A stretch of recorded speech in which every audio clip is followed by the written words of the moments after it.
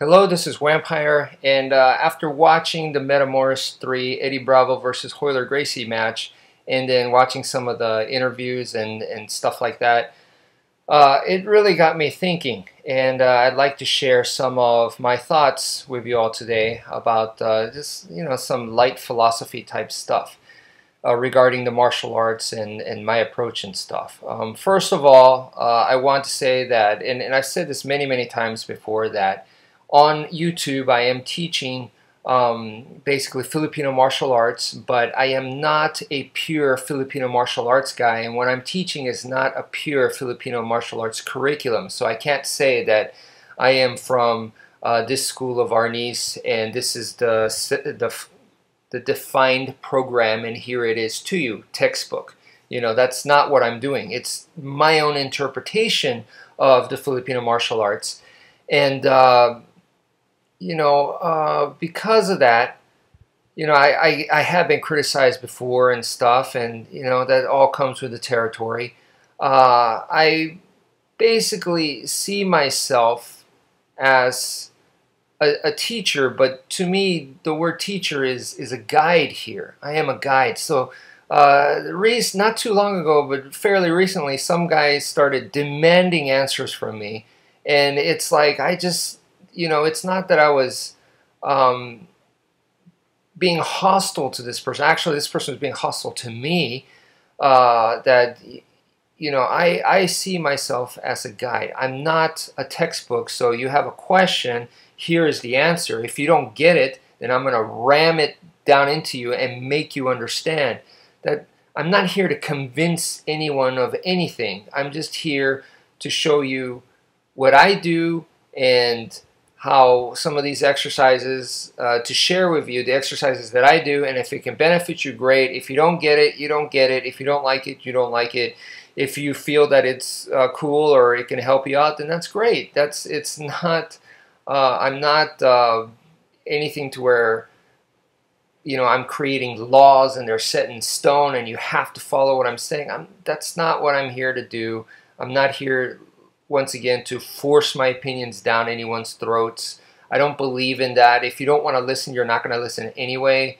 If you don't get it, then maybe you're not ready, or maybe it's just not the right style for you, or whatever. So, there's plenty of positive people on here, and I'd rather focus my attention on those people, So just if someone is very rude to me and they're demanding answers, and I'm just going to ignore you.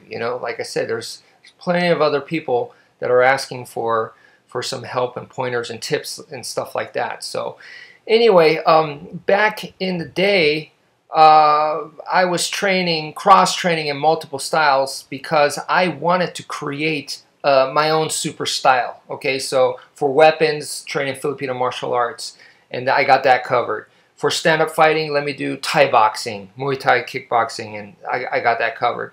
For grappling, let me do Brazilian Jiu-Jitsu. So I took bits and pieces here and put them together to make my own super Frankenstein type of martial art.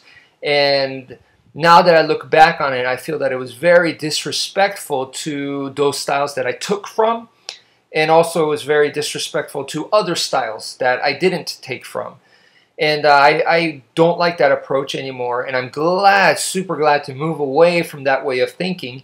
And now the reason why I cross-train is because I enjoy martial arts, I enjoy variety, and that's why I cross-train. Not because I'm trying to make this super art. It's not from an insecure place like that at all. It's just for the sheer enjoyment, So anyway, now, I don't think it's wrong for people to train in a style and then make it your own. I don't think that's wrong at all. In fact, I think that's what you need to do. But, and another thing is, I don't like to convert, okay? And what do I mean by convert? It's like, let's say I start in Taekwondo, okay? I'm training in Taekwondo, and then I spar maybe a grappler, and I get taken to the ground, I'm clueless, and then I'm like, you know what, I need to learn grappling. So I learn grappling, and I convert to grappling. So in other words, I completely abandon Taekwondo, and I'm like, I don't want to see that anymore. It's all about grappling. Grappling is better. I'm going to do grappling. See, I don't like that. I don't like that at all. I don't convert. What I like to do is, you know, if whatever style that I'm training in currently, that's fine. It could be Russian martial arts. It could be anything. I'm training in a certain style. But all the previous styles that I trained before, I like to bring them with me. Those experiences are who I am, you know, today. They help me out. They help me understand what I'm doing today better. I'm better than I was without those styles. They've improved me in many different ways, so I bring them to the table. Okay, so I don't abandon them. You know, I don't convert. You know, I like to blend them in. Now, the danger of blending in styles, right, is, you know, the old saying, how can you taste my tea if you don't empty your cup first? So that's the danger of it. You have to be able to empty your cup.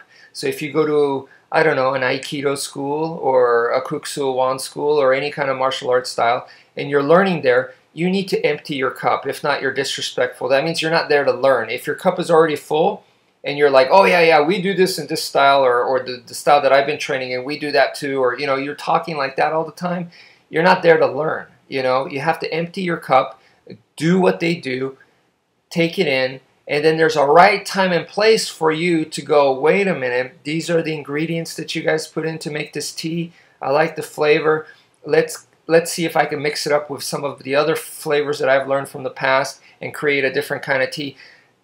There has to be a proper time and place for that. It has to be carefully done, usually at home by yourself, not in class, not to the teacher, not to the students. You know, it's a very private thing that you should be working on, probably, you know, because if you're not careful with that, you can end up being disrespectful, you know. So I do believe that you should make it your own, okay, make your own style, so to speak, but once again, it has to be done very, very carefully.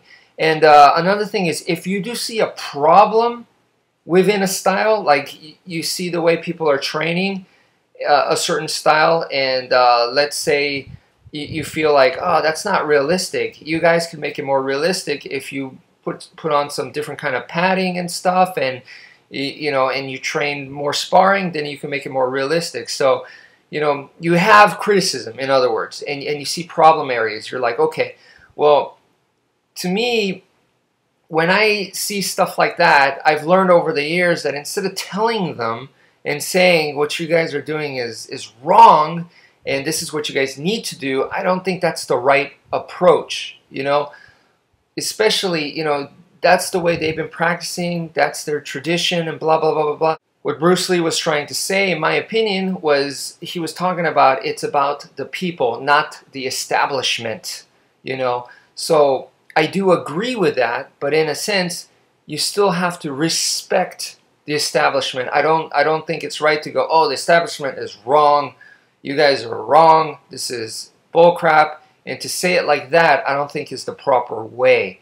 That definitely catches a lot of attention, but I feel that it's actually rude, disrespectful, unprofessional, blah, blah, blah, blah, blah. So I feel that there's other ways that you can still be you, express you, and be truthful to yourself, but still be respectful to the systems and still be respectful to tradition and stuff. And that definitely, when you start trying to do things the right way, like in that, it makes things harder for sure. It does make things harder, and maybe change will come slower than you want. It won't come as fast as you want.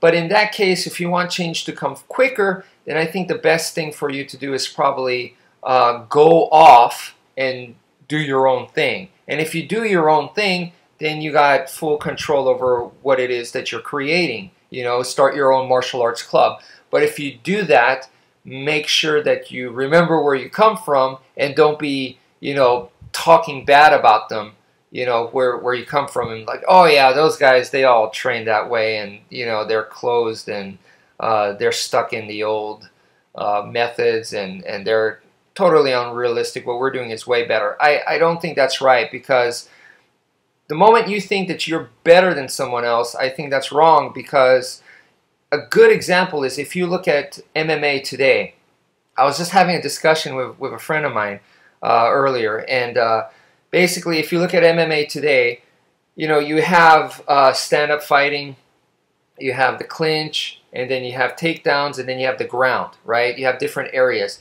And there's fighters that choose to specialize in certain areas. So there's some fighters that are really, really good with submission. There's some fighters that are really, really good with stand-up.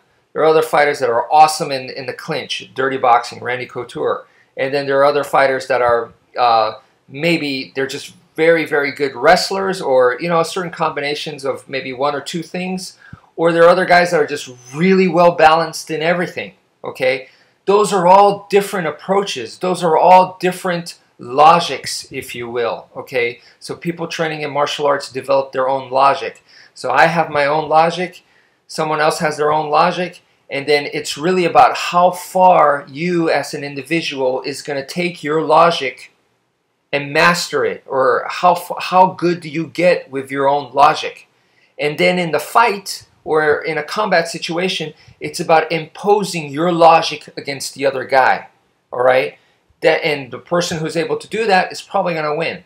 Impose your will onto the other person. That doesn't mean that your logic is superior. That means that you had, the other person's logic could have easily come in at any time. So, for example, if you're an awesome stand-up striker and you're fighting an MMA cage, and you fight a guy who's an awesome grappler, he comes in to try to take you down, and you knock the guy out like in 2 seconds, that doesn't mean that if he had taken you down, the threat of him submitting you like in 3 seconds or whatever is still there. His logic is still sound. If he had taken you down, it could have been over. Who knows? It could have been. All right, so you still have to respect his logic, but at this time, in this fight, your logic prevailed, or maybe your mastery of your own logic was higher than his mastery of his logic. But that doesn't make him wrong. Maybe someone else will come along following his logic and go even higher than that guy. So, it's all about different levels, and it's all about different approaches. So I just would like it if people are able to respect that. So, that was one of the things about Eddie Bravo and his system. I felt that this guy took a logic that maybe wasn't the normal traditional Brazilian Jiu-Jitsu, and he mastered it. He took that logic very, very far, to the point where now he could roll with one of the best in the world, Royler Gracie, and make it work. That says something about his logic right there, But I also do feel that if Eddie Bravo has a problem with the gi, that he feels that in MMA, Brazilian Jiu-Jitsu is not as effective as his expectations are, then, and his logic is super sound. But, if you are one of his students, if you are one of 10th Planet guys and stuff, I would just recommend that, be careful how you say it, If you don't like the way something is done, and you go off and do your own thing, but you shouldn't badmouth where you come from. I'm not saying the 10th Planet students do, but there can be definitely some hostility, because maybe there's some misinterpretation, miscommunication because of this kind of thing, So I was just thinking about that and trying to apply it to my own martial arts background and stuff, and I feel that I'm learning from. It's amazing. Just a grappling match. That's all I saw. I saw a grappling match, but because I know the backstory and stuff, it's making me think of my own martial arts experiences and philosophies. So it was a great inspiration, and I'm still thinking about it, and hopefully my thoughts will become more clear as we go. But this is the first thought that I wanted to put on video. So anyway, if you listen to all this, thank you so much, and take care.